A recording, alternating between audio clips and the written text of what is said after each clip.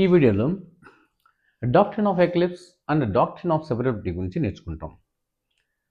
Indian constitution article 13 sub class 1 and 13(2) ఈ articles ఏం చెబుతున్నాయంటే pre constitutional loss గురించి and post constitutional loss గురించి చెప్తాయి.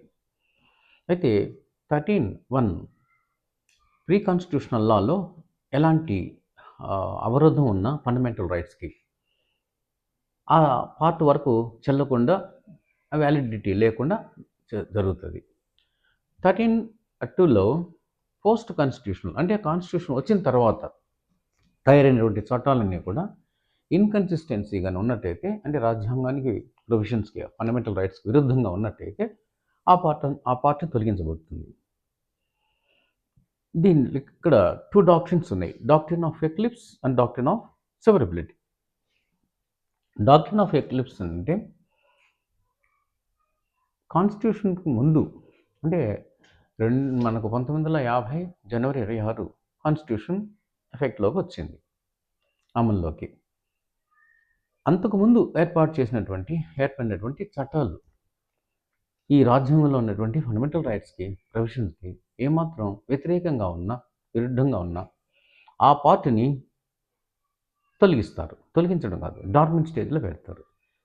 అంటే కంప్లీట్గా ఆ పార్ట్ను తొలగించడము సెవరబిలిటీలో లాగా తొలగించడం కాదు, ఒక డార్మెంట్ స్టేజ్లో పెడతారు. అంటే ఆపరేషన్ స్టేజ్లో ఉండదు అది, ఎందుకంటే రాజ్యాంగంలో ఉన్నటువంటి ఈ ప్రొవిజన్కి వ్యతిరేకంగా ఉంది కాబట్టి.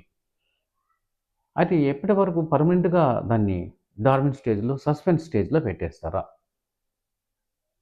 ఆపరేట్ అవుతుందా లేదా అంటే ఆపరేట్ అవుతుంది. ఎప్పుడనంటే అది ఒక కోర్టు దగ్గరకు వచ్చినప్పుడు, కోర్ట్ ఆఫ్ లాలో డిస్కషన్ జరిగినప్పుడు, అండ్ ఆ తర్వాత ఒకవేళ ఫండమెంటల్ రైట్స్కి సంబంధించి అమెండ్మెంట్ గాన రాజ్యాంగం యొక్క సవరణ జరిగితే, అందులో గాన ఫండమెంటల్ రైట్స్కి అనుగుణంగా సవరణలు ఏమైనా జరిగి ఉంటే ఈ చట్టానికి అనుకూలమైనటువంటి ప్రొవిజన్ గాను ఉన్నట్లయితే అప్పుడు, అంటే with the advent of the amendment of the constitution, అది కూడా ఎట్లా Intune with the fundamental rights, అప్పుడు దాన్ని ఆ పార్ట్ని, అంటే ఇంతవరకు చెల్లకుండా పోయినటువంటి పార్ట్ని, ఆ రాజ్యాంగంలో ఆ లాలో ఉన్నటువంటి ఆ పర్టికులర్ పార్ట్ని ఏదైతే ఇన్ఆపరేటివ్గా ఉన్నిందో ఇంతకాలం, ఏదైతే సస్పెన్స్లో పెట్టారో ఆ పర్టికులర్ లైన్, ఒక 2 సెక్షన్స్, 1 సెక్షన్, దాన్ని మళ్ళీ రివైజ్ చేస్తారు. సో దీన్ని ఏమంటామంటే డాక్ట్రిన్ ఆఫ్ ఎక్లిప్స్. అంటే ఆ particular provision part of the law అనేది ఎక్లిప్స్ అయింది, గ్రహణం పట్టింది దానికి కొంతకాలం. గ్రహణం అనేది మళ్ళీ తర్వాత వెళ్ళిపోద్ది కదా, కొంతసేపు ఉండి, అలాగనమాట. ఈ చట్టంలో పోస్ట్ ప్రీ కాన్స్టిట్యూషన్ రాజ్యాంగానికి ముందు ఏర్పడినటువంటి ఆ చట్టంలో ఉన్నటువంటి ఒక లోపము, డిఫెక్ట్, ఫండమెంటల్ రైట్ వ్యతిరేకంగా ఉన్నదాన్ని ఎక్లిప్స్ చేసి ఆ తర్వాత అమెండ్మెంట్ జరిగిన తర్వాత దానికి అనుగుణంగా దాన్ని మళ్ళీ ఆపరేషన్లో తీసుకొని వస్తారు. ఉదాహరణకి ఇప్పుడు బాగా ఫేమస్ కేసు అయినటువంటి because Narayan versus Madhya Pradesh, state of Madhya Pradesh, Bikaji versus Narayan, ఇది బాగా ఫేమస్ కేసు. ఈ కేసులో స్టేట్ గవర్నమెంట్, అంటే ఎంపీ, మధ్యప్రదేశ్ స్టేట్ గవర్నమెంట్ ఒక చట్టం చేసుకుని వచ్చింది 1947లో. అదేంటంటే బేరార్ మోటార్ ట్రాన్స్పోర్ట్ యాక్ట్ 1947. ఈ చట్టం ప్రకారము స్టేట్ గవర్నమెంట్ పూర్తిగా మానోపలి, ఏం మానోపలి? ట్రాన్స్పోర్ట్ మానోపలి, ట్రాన్స్పోర్ట్ బిజినెస్ అంతా కూడా ఒక రాష్ట్ర ప్రభుత్వం తప్ప ఇంకా ఎవరు కూడా ప్రైవేట్ పర్సన్స్ చేయకూడదు అనేటువంటి చట్టం తీసుకుని వచ్చింది. అది రాజ్యాంగానికి పూర్తిగా విరుద్ధం. ఎందుకంటే ఆర్టికల్ 19 క్లాస్ 1G మనకి ఏం చెబుతుంది అంటే every citizen can follow his own profession. A business కానీ, ఏ వృత్తి కానీ ఎక్కడైనా ఒకటి చేసుకోవచ్చు, ఏ వృత్తి అయినా ఫాలో అవ్వచ్చు. ఎలాంటి బిజినెస్ అని ట్రాన్స్పోర్ట్ కూడా చేసుకోవచ్చు. ట్రాన్స్పోర్ట్ చేయాలని లేదు కదా, చేయకూడదని లేదు కదా, మరి ట్రాన్స్పోర్ట్ బిజినెస్ ఎవరు చేయకూడదు, మేమే స్టేట్ గవర్నమెంట్ యొక్క మనపల్లి అన్నట్టుగా చేసుకున్నాం చట్టాన్ని. అది కోర్టు దృష్టికి వచ్చినప్పుడు మొట్టమొదట first amendment, constitutional amendment act 1951లో జరిగింది. ఆ చట్టంలో ఒక అమెండ్మెంట్ జరిగింది. ఏంటంటే దిస్ ఇస్ అగెన్స్ట్ కాన్స్టిట్యూషన్ కాబట్టి ఈ యాక్ట్, పర్టికులర్ యాక్ట్, దాన్ని ఒక రెస్ట్రిక్షన్స్ ఇచ్చింది స్టేట్ గవర్నమెంట్కి. వీళ్ళకి రిలాక్సేషన్ ఇచ్చింది ప్రజలకి. ఏంటది అంటే ఆర్టికల్ 19(6) అనేటువంటి ప్రొవిజన్ కలిగించారు. అంటే వీళ్ళు you can follow that business. And state government monopoly చేయడం అనేది చాలా తప్పు. ఎందుకంటే మీరు బిజినెస్ చేసుకోవచ్చు, మానోపలి చేసుకోవచ్చు, బట్ ప్రజలను ఆటంకపరచడం అనేది అకార్డింగ్ టు ఆర్టికల్ 19(1) జీకి వ్యతిరేకంగా ఉండడం రాంగ్ అనేటువంటి అమెండ్మెంట్లో 19(6)ని కలిపి anybody can follow that business అనేటువంటి దాన్ని ఇచ్చారు. అప్పుడు ఏమైందంటే ఈ చట్టం ఆపరేషన్లోకి వచ్చింది. అందాక దాన్ని ఇనాపరేషన్లో పెట్టారు ఆ పార్ట్ని. ఎందుకంటే రాజ్యాంగానికి పూర్తిగా విరుద్ధం కాబట్టి. తర్వాత అది ఆపరేషన్లోకి వచ్చింది. అంతవరకు అది ఎక్లిప్స్లో ఉంది. అది డాక్ట్రిన్ ఆఫ్ ఎక్లిప్స్ అంటే. ది డాక్ట్రిన్ ఆఫ్ సెవరబిలిటీ, ఇది మనకు ఈజీగా అర్థమయ్యే విషయం. సెవరబిలిటీ అంటే సపరేట్ చేయడం. అంటే ఇది పోస్ట్ కాన్స్టిట్యూషనల్ లాకి సంబంధించింది. అంటే రాజ్యాంగం వచ్చిన తర్వాత వచ్చేటువంటి చట్టాలు ఏదైనా సరే 50 తర్వాత రాజ్యాంగంలో ఉన్నటువంటి ఈ ఫండమెంటల్ రైట్స్కి ప్రొవిజన్స్ వ్యతిరేకంగా ఉన్నప్పుడు ఆ పర్టికులర్ పార్ట్ను మాత్రమే, మిగతా చట్టం అంతా యాజ్ ఇట్ ఈస్గా ఉంటుంది, ఆ పర్టికులర్ పార్ట్ను మాత్రమే రిమూవ్ చేస్తారు, డిలీట్ చేస్తారు. సెవరబిలిటీ అంటే సపరేట్ చేస్తారు. ఇది మనకు ఏకే గోపాలన్ కేసులో, AK Gopalan versus state of Madras 1950లో ఉంది.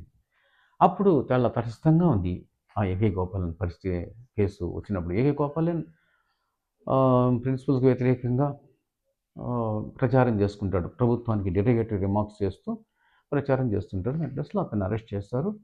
ఆ ప్రివెంటివ్ డిటెన్షన్ యాక్ట్ అంటారు, పీడీ యాక్ట్ 1950. దాని ప్రకారం అతను ఏం చేశారు, అరెస్ట్ చేసి జైల్లో పెట్టారు. అతను కోర్టుకు వెళ్ళాక కూడా అతను కోర్టులో ఏం గెలవలేదు. ఆ రైట్, అందులో ఉన్నటువంటి provision section 14 of the act ప్రకారం అతను అరెస్ట్ చేశారు. అలాంటి రిమార్క్స్ చేసినప్పుడు ముందు జాగ్రత్త చర్యగా అతను అరెస్ట్ చేయొచ్చు అని చెప్పి అరెస్ట్ చేశారు. జైల్లో ఉన్నాడు, కోర్టుకు వెళ్ళాడు. సుప్రీంకోర్టు వరకు వెళ్ళినా కూడా అప్పుడు ఉన్నటువంటి చీఫ్ జస్టిస్ యాక్సెప్ట్ చేయలేదు. స్టేట్ గవర్నమెంటే గెలిచింది. అయితే ఆ తర్వాత నెక్స్ట్ ఉన్నప్పుడు ఆ section 14 of the PD act అనేది contrary to the fundamental rights. ఏంటంటే గోల్డెన్ రైట్స్ అంటారు వాటిని, గోల్డెన్ ట్రయాంగిల్ ఫండమెంటల్ రైట్స్లో ఏంటంటే 14, 19 అండ్ 21కి విఘాతంగా ఉంది కాబట్టి ఆ సెక్షన్ మాత్రమే అందులో తొలగించి మిగతా యాజ్ ఇట్ ఈస్గా ఉండిపోతుంది ఆ పీడీ యాక్ట్ అనేది. అలా చేశారు. తర్వాత ఏకే గోపాలన్ యాక్ట్ తర్వాత, అది చర్య తర్వాత ఇంచుమించు ఇలాంటిదే మనకు మనకే గాంధీ విషయంలో కూడా వచ్చింది. మనకే Gandhi versus union of India. ఈ కేసులో ఇది 1978ది. ఈ కేసులో అప్పటికి అంటే 28 సంవత్సరాల తర్వాత చాలా క్లారిటీగా వచ్చింది జ్యుడిషియరీ. అదేంటంటే ఫండమెంటల్ రైట్స్కు వ్యతిరేకంగానే ఇక్కడ ఆమె యొక్క పాస్పోర్ట్ని కన్ఫిస్కేట్ చేశారు. అది passport act section 10 class 1A ప్రకారము అనుమానించినప్పుడు ముందు జాగ్రత్త చర్యగా పాస్పోర్ట్ని హ్యాండ్ అవుట్ చేసుకున్నాం అనేది వాళ్ళ వాదన. That is against fundamental right 14, 19 and 21 golden ట్రయాంగిల్కి వ్యతిరేకము అని చెప్పి జరిగినాక మొట్టమొదటిసారి 1978లో ఈ గోల్డెన్ ట్రయాంగిల్, ఈ ఫండమెంటల్ రైట్స్ని గుర్తించి జ్యుడిషియరీ ఆమెకు అనుకూలంగా తీర్పిచ్చారు. సో ఇక్కడ ఆ డిలీటెడ్ పార్ట్స్, సపరేట్ చేసేటువంటి పార్ట్స్ పీడీ యాక్ట్లో సెక్షన్ 14, ఇక్కడ పాస్పోర్ట్ యాక్ట్లో 10(1)(a) వీటిని తొలగించడం జరిగింది. అది డాక్ట్రిన్ ఆఫ్ సెవరబిలిటీ అంటారు.